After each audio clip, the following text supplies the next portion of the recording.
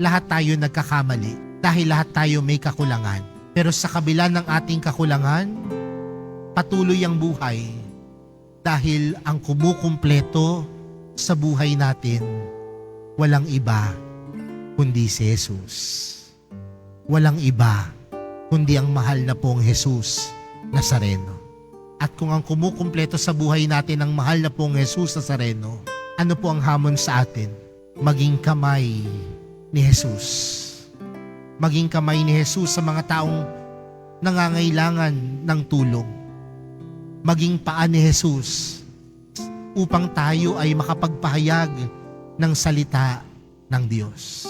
Mga kapatid, sa pagpapatuloy po ng ating banal na misa para sa araw na ito, sa 3 linggo ng Pasko ng muling pagkabuhay, tandaan po natin, hindi tayo perpekto. Hindi ka perpekto. Hindi mo alam ang lahat.